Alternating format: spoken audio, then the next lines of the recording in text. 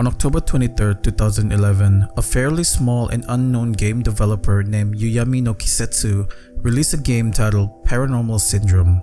The game is about a girl named Mikoto Himeno who went to her friend's house to investigate after receiving a weird voicemail from her. The game heavily uses Japanese urban legend as a basis for the game's content. While not as popular as the other RPG horror gaming that came out at that time, Paranormal Syndrome would slowly grow in audience and is regarded today as an underrated gem.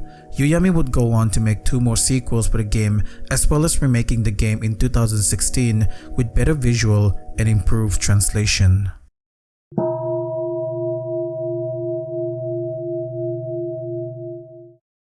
The game begins with Kajiro Yuka preparing herself to do Hitori kakurenbo, or one-man hide-and-seek. She goes over the list of items she needed and steps she needs to follow. Once she's certain that all her preparation is complete, she begins the ritual.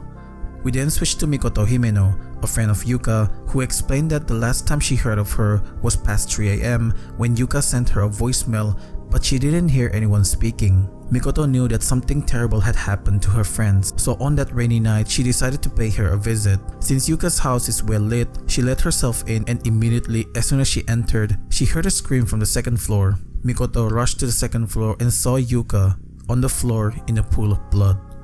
Thankfully, she's not dead yet but just lost consciousness. Mikoto began looking into the room to see if there's any clue on what happened to Yuka. She didn't find anything but found a key stuck underneath her bed, and since Yuka couldn't reach it, she left it for now and went to the next room. The room next to Yuka is her little sister Haru's room. There's nothing interesting she found except a key that will unlock the library room. As Mikoto wanders the house to investigate, she discovers the body of Yuka's parents. The mother fell down from the second floor, hitting her head on the ground, while the father's body was found in the tatami room with stab wound on his body. Mikoto was shocked and couldn't understand what just happened.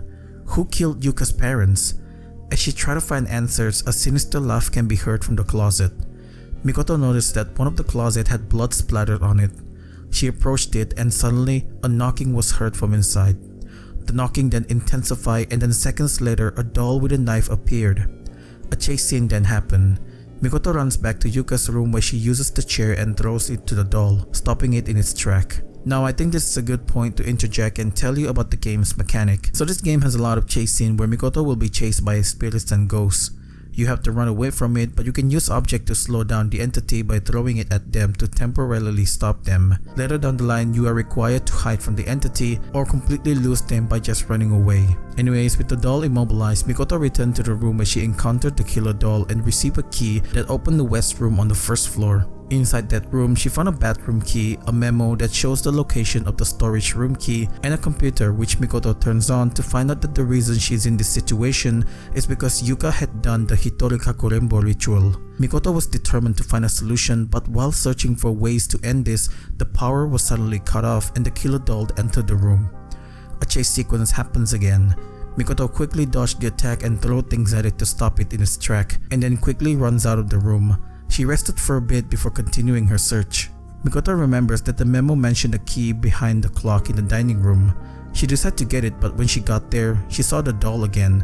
This time it's eating sushi for some reason. I guess even Ghost gets hungry? A chase sequence happens again where it ended with both of them in the kitchen. Mikoto saw an alcohol bottle and throws it at the doll, stopping it in its track again. This gave her the opportunity to get the storage room key in the dining room. While she's in this room, she took note of the Buddhist altar where it's locked and needed a key to open. Since there's nothing else, Mikoto made her way to the locked storage room and opened it. Inside the storage room, she found a back scratcher and an electric cable which can be used on the PC. Before returning to the computer room, Mikoto unlocks the library room where she finds nothing interesting but piles of old books which could be useful later on. Anyway, she returns to the PC room and turns on the computer using the electric cable to generate power.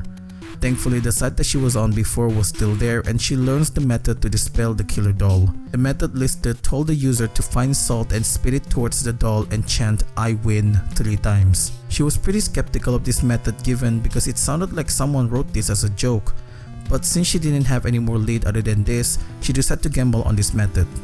She needed to gather 3 things: salt to dispel the spirit, oil, and match to burn the doll. The 2 items can easily be obtained in the kitchen. Mikoto also took the old book in the library as a fire starter. For the match, Mikoto found the Buddhist altar key inside Yuka's parents' room. She unlocks the altar and obtains a box of matches. With all the items gathered, she needed a place to burn the doll. Luckily, she remembers that in the second floor, in the room where she found Yuka's father, there is a fireplace which is perfect for her to burn the doll. She's still not done yet as she needed one more thing, a way to stop the doll from moving. With the back scratches she got earlier, she used it to get the key underneath Yuka's bed. It was a key that unlocked her brother's room. Inside that room, Mikoto found a strong adhesive which she used on the floor in the dining room in a small narrow hallway. The plan was to lure the doll to that place, and then once it stepped on the floors with adhesive, the doll will stop moving, allowing her to cleanse the doll. With her preparations done, Mikoto executed her plan. She found the doll inside the kitchen, chilling on the table while watching television. Once it saw Mikoto, it shut the power down and chases after her. Mikoto quickly lured it to the narrow hallway with adhesive, and that stopped the doll in its track. Without wasting any time, she quickly spit the salt and chanted "I win" 3 times. She then picked up the doll and quickly brought it to the second floor. The spirit inside the doll, realizing that Mikoto wants to get rid of it, started attacking her mentally. She got only 25 seconds to make it to the second floor tatami room before it eventually kills her from inside. Luckily, she managed to arrive at the room and throws the cursed doll into the fireplace, ending the Hitori kakurenbo. Mikoto, relieved that everything is over, loses consciousness due to fatigue.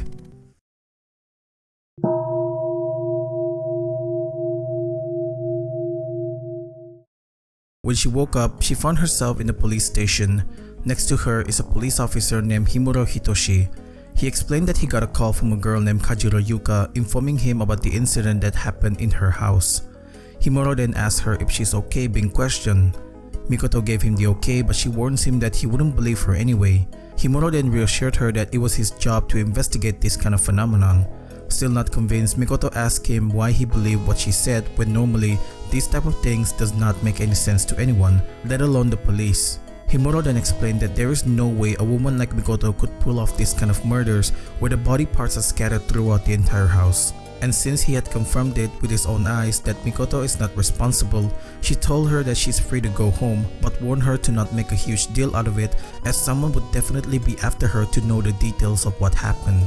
For now, she's safe because he's dealing with it, but just to ease her minds of things, he gave her his contact info so that Mikoto could call him at any time if anything comes up.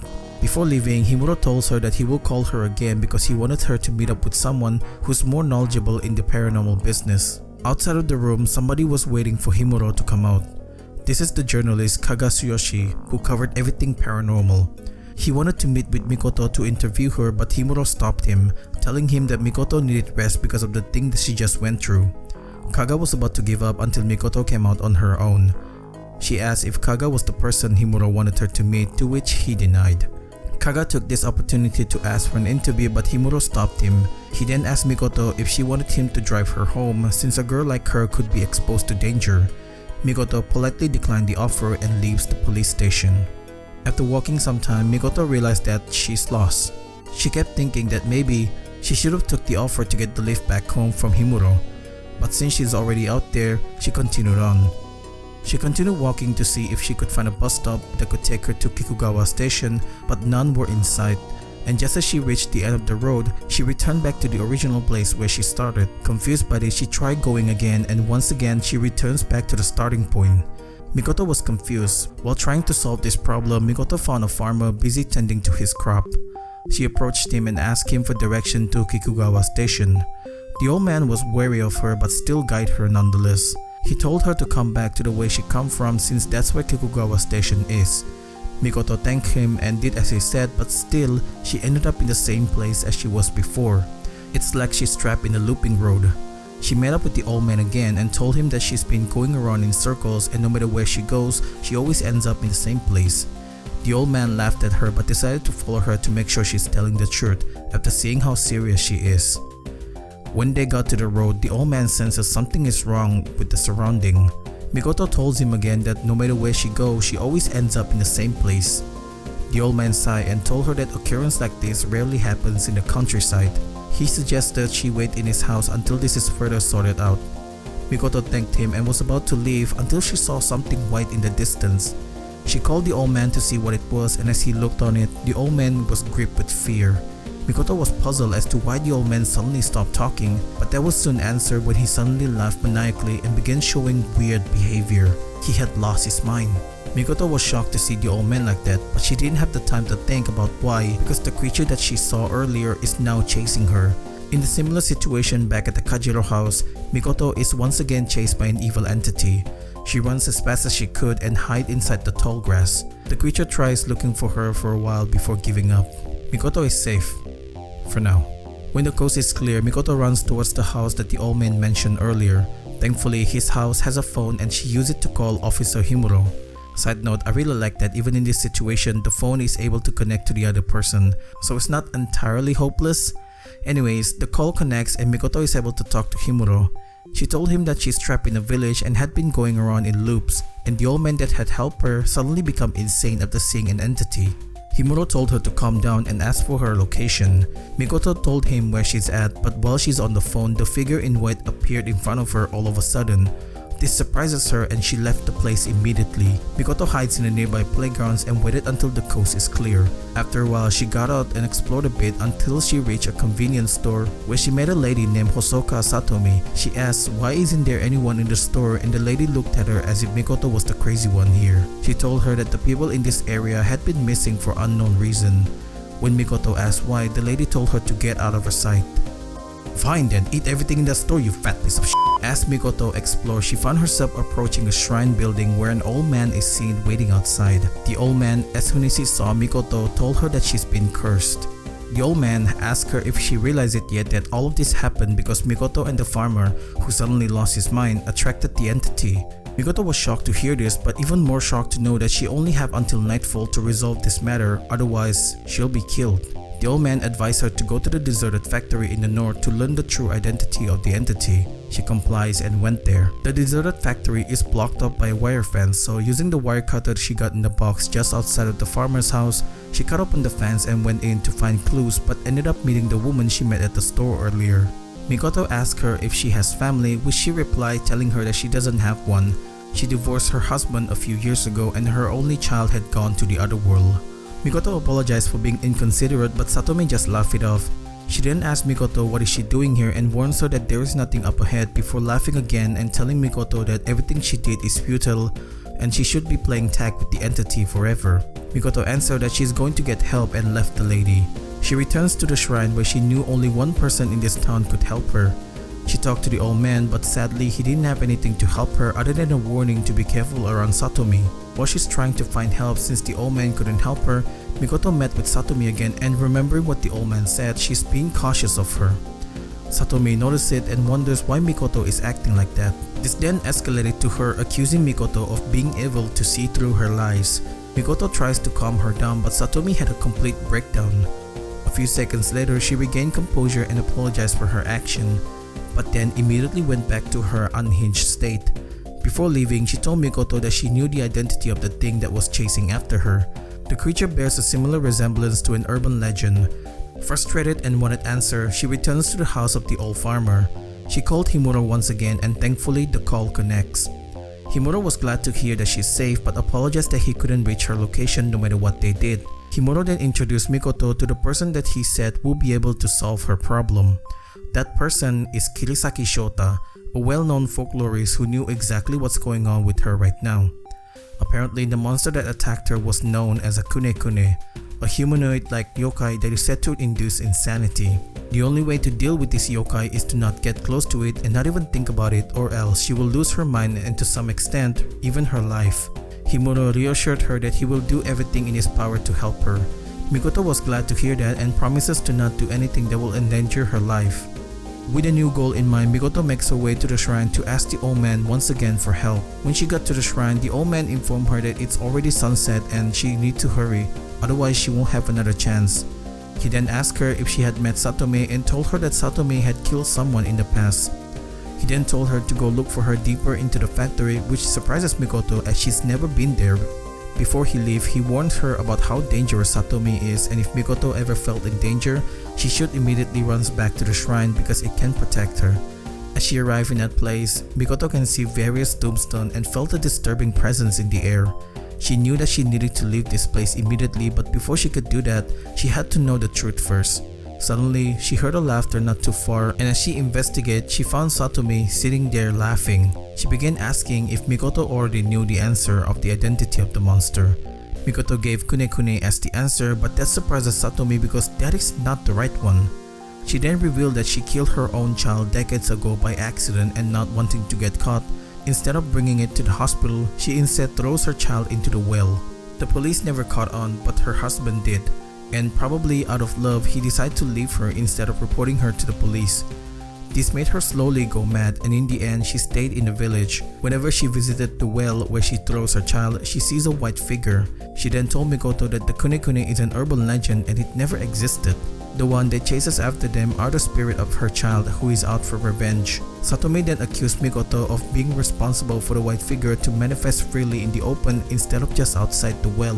Mikoto denied it, but Satomi was too far gone to realize that. A chase scene happened where Satomi cornered Mikoto and was about to kill her, but then the white figure appeared and killed Satomi instead. Mikoto was terrified by this, but she remembers that the old man said she could come to the shrine if she ever needed help. While the white figure is busy with Satomi, Mikoto ran towards the shrine with the white figure chasing after her.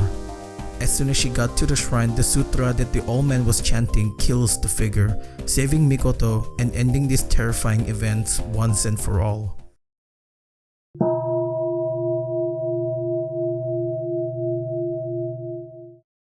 After a long day of dealing with the Kunekune, the three of them took Mikoto back to the police station. It seems that whatever they're dealing with here seems to be far bigger than they had anticipated, and all of it leads back to Mikoto. Shota noted that with the two incidents hitting the same person, things are not normal and it's too much of a coincidence. The other agrees as well. They were baffled how an ordinary girl like Mikoto was caught up in this situation. Shota warns them that being associated with Mikoto would only bring them more harm than good. Himuro objects because being associated or not with their line of work where they deal with paranormal stuff, danger is bound to happen. They list out the chains of events that happened and realizes that everything began when Kajiro Yuka did Hitori kakurenbo. Shota begins to see a connection and asks Kaga to investigate the Kajiro family while Shota investigates the Himeno family. Meanwhile, Mikoto, who was sleeping, started dreaming of a train departing, but instead of a normal train, two figures sitting in a ball-like object started killing people in order. As the person in front of her was about to be killed, Mikoto forcefully woke up and immediately went to find Himuro. He then asked her what's wrong, but Mikoto, thinking that it might be just a bad dream, decided not to tell him. Himuro then told her to rest because next morning they're going to get to the bottom of things to resolve the paranormal event. Mikoto complied and went back to bed. However, as soon as she went back to sleep, she's back on the train again. This time, the person in front of her was killed and it's her turn next. She tried to stop, but her body moves on her own. As the two figures ready to attack her, Mikoto forcefully wakes up again. She then went to see Himuro and asked him if she could sleep on the sofa. Himuro was surprised but didn't think too much of it and let her. But again, as soon as she went to sleep, she returns to the train. She tried to wake up and this time manages to take control of her body. Mikoto then used all her strength and rushed out of the room. She continued on running until she arrived at the other side of the conductor's room, where she presses a switch and opens a door at the end of the room where the two figures were before. As soon as she pressed it, a sinister laughter is heard where one of the figures from before arrived with the intention to kill her. Mikoto swiftly dodged her attack and runs away. She kept on running until she arrived on the other side of the conductor's room. She pressed the emergency button and woke up back in the police station.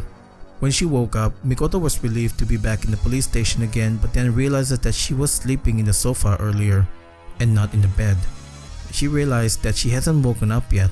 Her suspicion is confirmed when she went outside and saw the figure earlier now roaming the floor, and every signboard in the police station have ominous writing that is threatening to kill her. When she enters the office, she found a note on the sideboard that shows a passcode for the medicine cabinet. She quickly took note of that and leave. While exploring the first floor, she got to the locker room area where she found a card that can be used to unlock the red door. She remembers seeing two places where the card can be used. The first one is at the first floor area where inside she found a strange silver-like object, and in the second place, she found a jail key. Mikoto continues her exploration and ends up in a room with bunk beds. The table next to it had a key which unlocks the desk in the room where she first woke up. When she opened the locked desk, she found a blue key card. This keycard can be used to open a room in the second floor where she obtained a golden egg. Returning to the first floor, she found a room where it required a passcode to be unlocked. This is the medicine room. Mikoto remembers earlier that she saw the code and enters it. The doors open and she enters the medicine room to obtain a sulfuric acid solution. In the next room, Mikoto found a screwdriver which is useful to open the jam drawer and obtain one golden coin. This gold coin can be used on a vending machine where Mikoto obtained a bronze egg. Eventually, she found the exit which needed the white key card to open it. She leaves it for now and continues exploring, hoping to find the exit key. She entered the pathway on the left side and it took her down into a hallway with a door that is tightly locked with ropes. Using the survival knife, she managed to open them and enter a room that seems ordinary at first, but upon moving the table, it reveals a hidden passage. She used the acid solution onto the weird creepy looking doll and it instantly melts. In front of her are 3 egg-shaped indentation. Mikoto remembers that earlier she picked up 3 strange eggs. She inserted her coding to the color and finally obtained a white key card. With this key card, she used it on the exit door and leaves the place. After exiting the conductor's room, she was immediately attacked again. Mikoto runs back until eventually she met a dead end. The figure approached her and at the right moment, Mikoto dodged the attack. She then instantly opens the door and kicked the figure down, killing it along the way. A few moments after that, the train came to a screeching halt.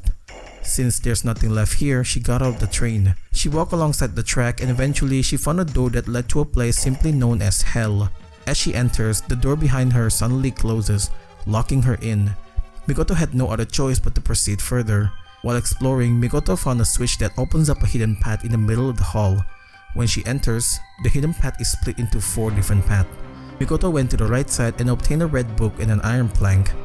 Before leaving, she went to the upper right side and pushed an eye-like switch where it opens a hidden room with a skeleton inside. She returns to the room where she saw the upside down cross and using the iron plank, she pushed some sort of a button and it opens up 2 hidden rooms. She enters the left room and found a bloodstained note that shows a code. This code can be used on a computer room where upon entering the code reveals a hidden path that will take her deeper into hell. But before going there, she explores one of the rooms which gave her the key to the underworld. Since there's nothing left, she went to the hidden path. Using the key to the underworld, she opens the factory door and found a memo with a code written on it. The code can be used to activate the transfer system. She redirects the transfer to the evacuation place and using the transfer portal hidden inside one of the houses, she arrives at the final stage where she confronts the final pursuing figure. Mikoto figured out that by activating the 4 switches found in the area, she can activate a trap which when timed right could be used against the pursuer. With enough perseverance, Mikoto finally kills the pursuer, ending the long, hellish nightmare.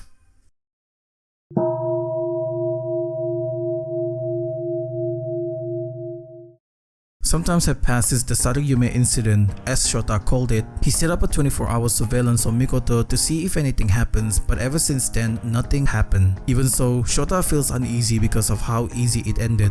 The 3 of them met up and discussed what they had found. A while ago, they decided to investigate both families and what they found was interesting.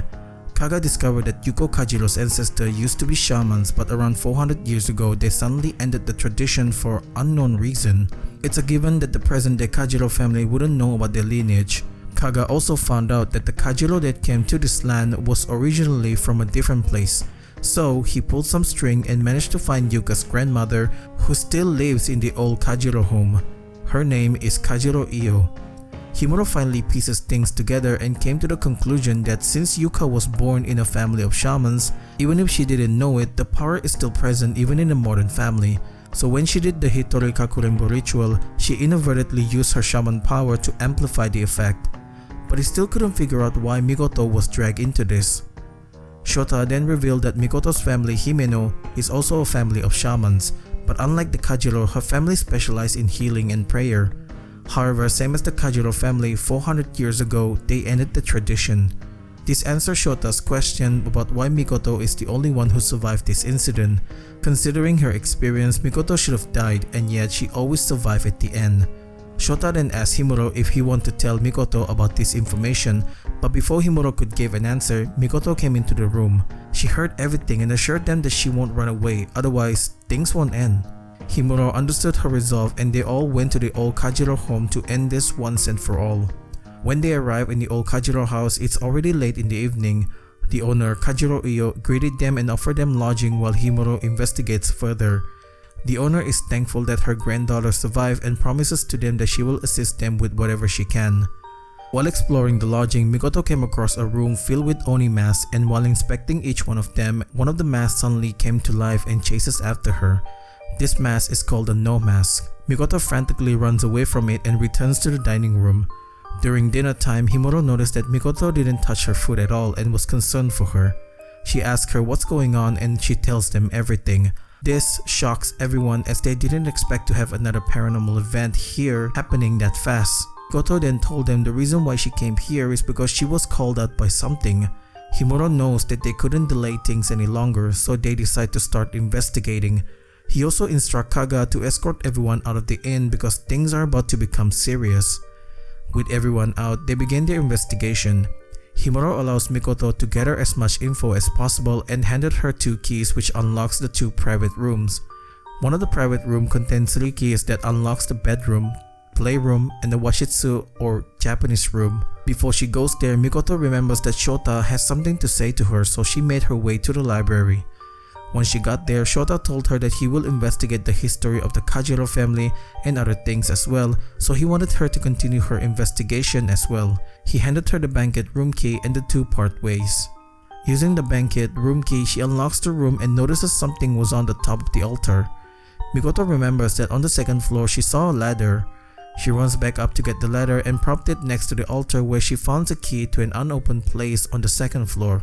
Inside that room, Mikoto found an aged document and a strange box that gave her an ominous vibe. She decided to leave for now and head back to the library to give the document to Shota. When she handed the document to him, he was surprised because the document contained the missing history of the Kajiro and the Himeno family. While he took his time to decipher the content, he asked Mikoto to check an underground room that he found while researching the place. She was hesitant to go, but Shota convinced her that Himuro will be there to help her. Hearing that she won't go alone, she agrees and went to the garden. In the garden area, Himuro and Mikoto found a hidden passage that took them into an underground altar. There's a trace of something hang on the wall and a clue that says 2 of the same masks will open the door. Himuro was a bit uneasy by this, and thankfully, Mikoto wanted to leave immediately. As they were about to leave, the mask that was chasing Mikoto the entire time appeared. Thankfully, Himuro is close by. He pulled out his gun and shot the mask repeatedly until it broke into tiny pieces. Himuro reassured her that she's safe with him now that the monster is gone. As he turned his back and faced her, the mask appeared again for the 2nd time, this time with the intention of killing him, but thankfully, he kept the blade that he used earlier to open the grate and slice the mask in half, ending the chase once and for all. With the mask now destroyed, the 3 of them regroup and Shota shares his finding. He lays out the truth of the Kajiro and the Himeno family. Apparently, several hundred years ago, the Kajiro ruled the land with an iron fist. Despite being shamans, they abused their power. The people feared them. The Kajiro was so powerful that they passed down the shaman art to anyone, but this posed a problem because year after year, they produced more failure and it became increasingly hard to control them as they grew more powerful. It won't be long before they fall into ruin unless something happened. The head of the Kajiro family at that time had an idea. What if they brought another family into their land? This is where the Himeno family came into the picture. As it turns out, the Himeno is also a family of shamans, but their powers are opposite to the Kajiro. They specialize in healing and praying, and under the command of the Kajiro, they force the Himeno to become their subordinates and help them control the failure and their powers.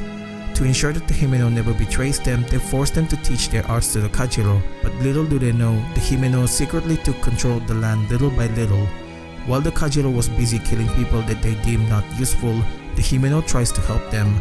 Lands that were ravished, people fallen to the disease, the Himeno secretly help all of them. Over time, people began to trust the Himeno more than the Kajiro. This obviously angered the Kajiro who found out about this, and despite their warning to not help anyone, the Himeno kept doing it until eventually the Kajiro expelled them from their own land. Since the Kajiro family had learned about the Himeno's secret art, they thought they don't need the Himeno anymore to control their own power, and they think they could control it themselves. But that's where they were wrong, as they could not use the Himeno's secret art at all, and eventually, the Kajiro fell into ruin. The remaining Kajiro family were destroyed by the Himeno. Turns out the Himeno also learned their secret art, but the difference is that the Himeno managed to use it and even upgrade the secret art to an even better one. With the power, they took some of the Kajiros as prisoner and sealed them in the land for several decades. Enough time had passed and the Himeno wanted to bury the hatchet, proposed a deal to the Kajiros' descendant. They will return all the land and asset to the Kajiros, but in return, they won't seek out trouble and have to abandon their shaman power and title. This deal was signed by both parties. While this is a good thing, that contract also had another meaning. Even though the Kajiro had abandoned their shaman way and is now living as normal people, in essence, there are still shamans in the past, powerful ones as well. So the Himeno, having learned their secret art, sealed the prison Kajiros in the underground altar. But when Yuka performed the Hitori kakurenbo ritual, she unknowingly used her shaman power and broke the seal, freeing the prison Kajiros. Now out for vengeance, they targeted Mikoto because she's a Himeno. Mikoto couldn't believe what she's hearing. She can't believe all the paranormal event happened because of their ancestry. Enraged by this, she told Himuro that she will take matters into her own hand. After leaving them, Mikoto heard a voice telling her to obtain an amulet. She understood immediately what to do. She went on and took 2 identical Hanya masks and put them onto the underground altar. This unlocks the altar where she obtains the Himeno's family's book of secret. The voice then told her to wear a kimono and cleanse herself. Once she did that, she opened the book that she obtained earlier and got a protective amulet and a katashiro. These katashiros can be used as a substitute in case she ever got hurt, which she will during the fight. After preparing everything, Mikoto went on to the 2nd floor, and here, she sensed something sinister inside one of the rooms. She went in and was greeted by a giant No mask. A battle of mystic arts happens between Mikoto and the No mask, and after repeating this process for 3 times, Mikoto defeats the evil entity and finally ends the everlasting paranormal syndrome.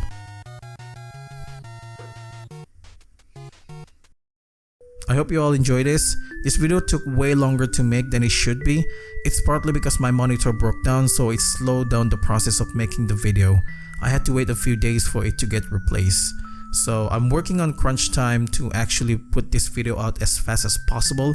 I've already missed the deadline to upload this video, so this will be a bit late, but I hope you enjoyed this video nonetheless.